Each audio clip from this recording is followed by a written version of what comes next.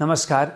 फरकधार को health hub में म डाक्टर ऋषि कुमार काफले मृगौला सम्बन्धी विभिन्न सामग्रीहरू यहाँहरुको अगाडि प्रस्तुत गर्दै गइरहेको छु। अब हामीले मृगौला बिग्रिएपछिको पिरियडमा डायलिसिस गर्ने, प्रत्यारोपण गर्ने के गर्दा राम्रो हुन्छ भन्ने सबैजनाको बीचमा प्रश्न उठिरहेको छ र यही प्रश्नको बारेमा आज हामी छलफल गरौं। डायलिसिस गर्दा तपाईले थाहा पाइहाल्नुभयो, हेमोडायलिसिस गर्दाखेरि अस्पताल गइरहनु पर्ने, डायलिसिस केन्द्रमा गइरहनु पर्ने, जीवनभर जानुपर्ने भनेपछिको बहतको पिरियडमा यदि कोही व्यक्ति 40-45 वर्षको उमेरमा डायलिसिस गर्नु पर्यो भने त्यो व्यक्ति 25-30 वर्ष डायलिसिस गर्न गइरह्यो भने धेरै समय जानु पर्यो नि। त्यो भन्दा राम्रो के हो? प्रत्यारोपण। त्यस्तै CKD गरेर घरमै डायलिसिस गरेर बसिरहँदाखेरि पनि लामो समयसम्म हामी बाँच्न सक्छौं।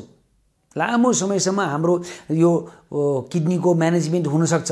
तर के हुन्छ? झन्झटिलो छ। अब प्रत्यारोपण सबैको नैसर्गिक अधिकार हो। हरेक व्यक्ति जसको CKD एन्ड स्टेजमा गयो, CKD एडभान्स स्टेजमा गयो र अब डायलिसिस नगरिकन त्यो मान्छे बाँच्दैन भने त्यो डायलिसिस गर्नु अगावै प्रत्यारोपण गर्ने वा डायलिसिस गरिसकेपछिको रूपमा प्रत्यारोपण गर्ने सामान्यतया हामी अल्मलिन्छौं। डायलिसिस गर्नुभन्दा अगावै, फिस्टुला बनाउनुभन्दा अगावै, भ्याक्सिनेसन गरिसक्दाखेरिको बहतको पिरियडमा हामीले के सोच्नुपर्छ भने ओहो, हिजो मेरो क्रियाटिनिन कम थियो, क्रमशः मैले मुख बार्दै जाँदा, औषधि खाँदै जाँदा, डाक्टरलाई भेट्दै जाँदाखेरि पनि मेरो रोग त बढ्दै गइरहेको छ नि। यो त दीर्घ रोग रहेछ, यो त निको नहुने रोग रहेछ। अब यो रोग बढ्दै जान्छ भने मैले गर्ने के त? भनेपछि हामीले सोच्नुपर्ने कुरा के हो भने मृगौला प्रत्यारोपण किन नगर्ने? मृगौला प्रत्यारोपणको बारेमा सोचेर मात्रै हुँदैन, योजना बनाउनु पर्यो। किनभने मृगौला प्रत्यारोपण गर्नको लागि त्यो जसले मृगौला ग्रहण गर्ने हो त्यो व्यक्ति पनि एकदम स्वस्थ हुनु पर्यो। अर्थात् जसको मृगौला बिग्रिएर डायलिसिसमा बसेको छ त्यो व्यक्तिको मुटुको स्थिति कस्तो छ, फोक्सोको स्थिति कस्तो छ, लिभरको स्थिति कस्तो छ, मानसिक स्थिति कस्तो छ, यो सबै महत्त्व राख्छ। किनभने प्रत्यारोपण गरेपछि खाने औषधि खान झन्झट लाग्यो, दिक्क लाग्यो, औषधि खाइएन भने त त्यो प्रत्यारोपण गरेको जस्तो सुकै राम्रो मृगौला होस्, चाहे दाजुभाइबाट आओस्, दिदीबहिनीबाट आओस्, अन्यत्र नातेदारबाट आओस्, जो कोहीबाट आएको भए तापनि त्यो मृगौला काम गर्नको लागि औषधि नखुवाइकन हुँदैन। इम्युनो सप्रेसिभ औषधि मान्छे जसको शरीरमा नातेदारको मृगौला हामी राख्छौं त्यो ग्रहण गर्ने व्यक्तिले यो अर्काको मृगौला भनेर चिन्ने बित्तिकै त्यो मृगौलालाई के गर्छ? एट्याक गर्छ। त्यो मृगौला त अर्काको मृगौला पो रहेछ। ओहो, यो अर्काको मृगौला मेरो शरीरमा कसरी आयो? यो मेरो शरीरमा यसले आयो भने यसले त मलाई त भोलि खराब गर्छ। त्यसैले यो मृगौलालाई बिगार्नु पर्छ भनेर उले के गर्छ? अस्त्र प्रयोग गर्छ। अस्त्र प्रयोग गरेर के गरिन्छ? त्यो मृगौला बिगारिदिन सक्छ। त्यो बिगारी नदिनको लागि, नबिगार है भन्नको लागि हामीले के गर्नुपर्छ? त्यसलाई लठ्याउने, त्यसले थाहा नपाउने डोज मात्रा हामीले इम्युनो सप्रेसिभ औषधि खान पर्छ। तर त्यो औषधिको मात्रा तलमाथि हुन सक्छ। हिजो औषधि प्रेस्क्रिप्सन दिँदाखेरि एउटा स्थिति थियो, आजको स्थिति बदलियो भने त्यही औषधि के हुन सक्छ? नपुग्न सक्छ। त्यसको मात्रा नपुगेमा त्यो प्रत्यारोपण गरेको मृगौलाले राम्रोसँग काम गर्दैन। मात्रा बढी भएमा, त्यो मात्रा बढी भएको कारणले त्यो मृगौला बिगार्न सक्छ वा इम्युनो सप्रेसिभ औषधिको मात्रा बढी भयो भने संक्रमण ल्याइदिन्छ। दुवै कुराबाट नोक्सान छ। दुवै कुराबाट नोक्सान छ। त्यसैले मृगौला प्रत्यारोपण गरेको व्यक्ति ढुक्कसँग बस्ने स्थिति छैन। चनाखो भएर बस्नु पर्यो। एउटा त पिसाबको मात्रा कति हुन्छ, आफूलाई कस्तो छ, खाना रुचि कस्तो छ, निद्रा कस्तो लागेको छ, समयमा सुतिएको छ कि छैन, औषधि खाएको छ कि छैन, यो बारेमा आफू चनाखो रहनु पर्यो। एकातर्फबाट चनाखो रहनु पर्यो। चनाखो रहँदा रहँदै म ठिक छु रे, म सबै राम्रो छु रे, अब म 1 वर्षमा जाँच्छु, पाइँदैन। यदि लामो समय 1 वर्ष नागिसकेको छ प्रत्यारोपण भने ती व्यक्तिहरूले कमसेकम 2 देखि 3 महिनामा जाँच्नै पर्छ। कुनै लक्षण छैन, कुनै अप्ठ्यारो छैन। किनभने कतिखेर त्यो मृगौलामा प्रभाव पर्छ, नकारात्मक प्रभाव केही कुराको परेर त्यो अप्ठ्यारोमा जान्छ, कसैलाई पनि थाहा छैन। हामी के सोच्छौँ भने मेरो त नहुनु पर्ने, मेरो त जाँदैन। हो, यो मेरो त जाँदैन भन्ने प्रकृतिमा नियमै छैन। जो कोहीको पनि जान सक्छ, जो कोहीको पनि हिजो काम गरिरहेको प्रत्यारोपण गरेको मृगौला आज बिग्रिन सक्छ। हिजो प्रत्यारोपण गरेको मृगौलामा आज संक्रमण हुन सक्छ। हिजो प्रत्यारोपण गरेको मृगौलाको कारणले के हुन सक्छ, त्यो खाइरहेको औषधिको मात्रा तलमाथि हुन सक्छ। भनेपछि के हुन्छ, समय समयमा सम्बन्धित चिकित्सकको सल्लाह नलिकन उपाय छैन। तर मृगौला प्रत्यारोपण गरेको व्यक्ति हेर्नुस् त, न त उसलाई डायलिसिस गर्नु पर्यो घरमा बसी बसी सीएपीडी, न उसले हेमोडायलिसिस गर्न कहीँ जानु पर्यो। भनेपछि उसले के गर्छ, तपाईँ हामी जस्तै खाना खान्छ।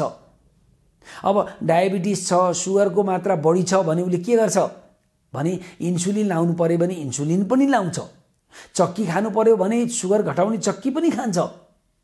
तर इम्युनोसप्रेसिभ औषधिको साथसाथमा उच्च रक्तचाप र मधुमेहको गर्छ। र समय समयमा पिसाबमा संक्रमण, छातीमा संक्रमण, घाँटीमा संक्रमण, छालामा संक्रमण अथवा अन्य कुनै समस्या आयो भने त्यो समस्याको उपचार पनि गर्छ। एकातर्फबाट त्यो कुरा गरिरहेको हुन्छ, तर के छ, त्यो मान्छे तपाईँ हामीले देख्दा स्वस्थ, के पनि छैन। न उसलाई कुनै हिँड्न गाह्रो छ, न उसलाई काम गर्न गाह्रो छ, न उसलाई खान गाह्रो छ। खालि एउटै सचेत के रहनुपर्छ, जथाभावी जहाँ पायो त्यहीँको खानेकुरा खान भएन। तपाईँले भन्नुभयो कि मृगौला प्रत्यारोपण गरेको व्यक्तिले मात्रै जथाभावी खानु भएन, अरू मान्छेले चाहिँ जति खाए पनि जहाँको जेसुकै खाए पनि मिल्छ? मिल्दैन, मिल्दैन, मिल्दैन। किन मिल्दैन भनेपछि हरेक व्यक्तिले स्वस्थ खानेकुरा खानुपर्ने हो, हरेक व्यक्तिले स्वस्थ त्यो सफा पानी पिउनुपर्ने हो। तर मृगौला प्रत्यारोपण गरेको व्यक्तिले इम्युनोसप्रेसिभ औषधि खाएको कारणले उसको के हुन्छ, कमजोर हुन्छ। रोगसँग लड्न सक्ने क्षमता अरूको दाँजोमा कम हुन्छ। हामीले बाहिरबाट देख्दा उसलाई स्वस्थ देखे तापनि जब कुरा के आउँछ, जब लडाईँ हुन्छ, लडाईँ भएपछि तपाईँसँग भएको अस्त्र के छ, आधुनिक अस्त्र छ कि पुरानो अस्त्र छ, फरक पार्छ नि। त्यस्तै त्यो व्यक्तिको अप टु डेट छ कि छैन, भनेपछि उसले खाइरहेका औषधिको मात्रा ठिक मिलेको छ कि छैन, थप घट के छ, हो त्योले धेरै कुरा फरक पार्छ। त्यसैले यो समय समयमा जाँच्नुको विकल्प कहिले पनि रहेन। हिजो स्वस्थ मृगौला हुँदा पनि रहेन, मृगौला बिग्रिएर सीकेडीको म्यानेजमेन्ट रहँदा पनि रहेन। डायलिसिस गर्दा पनि समय समयमा जाँच गर्नै पर्यो। डायलिसिस कस्तो भइरहेको छ, के भइरहेको छ, ठिक छ छैन, त्यसले राम्रो काम गरेको छ छैन भन्ने थाहा पाउनको लागि यो काम गर्नु पर्यो। भने यी सबै कुरा गर्दा गर्दै पनि अब एउटा कुरा के रहन्छ भने मृगौला प्रत्यारोपण गरेको व्यक्ति, जस्तो अहिले कोरोनाकै संक्रमण कालमा मृगौला प्रत्यारोपण गरेका व्यक्तिलाई पनि के भयो, कोरोना संक्रमण भयो। तर कोरोना संक्रमण भएको कारणले उहाँहरूले खाइरहेका इम्युनोसप्रेसिभ मेडिसिनमा तलमाथि गरियो, कुनै औषधि रोकियो, कुनैको मात्रा घटाइयो, कुनैको मात्रा बढाइयो, त्यसो बढाएर त्यसरी म्यानेज गरियो र कयौं व्यक्तिहरूको ज्यान जोगाउन मृगौला रोग विशेषज्ञहरू सफल भए। तर कतिजना व्यक्तिहरूलाई हामीले बचाउन सकेनौँ, किनभने त्यो संक्रमणको कारणले एकदम एग्रेसिभ हिसाबमा जाँदाखेरिको बदबडा ज्यानै जाने स्थिति पनि आयो। त्यसैले मृगौला प्रत्यारोपण गरेका व्यक्तिहरू के देखिन्छ, बाहिरबाट देख्दा स्वस्थ देखिन्छन्, तर भित्रको रूपमा उनीहरू कमजोर हुन्छन्। यदि कमजोर के मानेमा, कमजोर यो मानेमा संक्रमण आइदियो भने, त्यो संक्रमण देखा परिहाल्यो भने उनीहरूलाई अप्ठ्यारो पर्छ। त्यसैले हरेक मृगौला रोगीको नैसर्गिक अधिकार के हो, मृगौला प्रत्यारोपण गर्न पाउनु। मृगौला प्रत्यारोपण गर्न कसले पाउँछ त भन्न तपाईले सोध्नुहुन्छ भने, मृगौला प्रत्यारोपण गर्न त्यसले पाउँछ जसको मुटु स्वस्थ छ, जसको फोक्सो स्वस्थ छ, जसको कलेजो ठीक छ, जसको मानसिक स्थिति ठीक छ, त्यो मान्छेले मात्रै मृगौला प्रत्यारोपण गर्न पाउँछ। यो फिजिकल हिसाबमा हामीले त्यो उसको शरीरको बनोटको, शरीरमा भएका रोगको र राम्रो डायलिसिस गरिएका व्यक्ति वा डायलिसिस गर्नु अगावै प्रिएम्प्टिभ ट्रान्सप्लान्टेसन डायलिसिस नगरिकनै प्रत्यारोपण गर्न मिल्छ। र अनि अर्को कुरा के देखिन्छ, तपाईँ हामीले देख्दाखेरिको भने हिसाबमा मृगौला प्रत्यारोपण गर्न त इच्छा छ, इच्छा भएर हुँदैन। मृगौला प्रत्यारोपण गर्नको लागि दाता, रगतको नाता भएका दाताले मृगौला दिन तयार हुनु पर्यो। पहिलो कुरा ग्रुप मिल्नु पर्यो।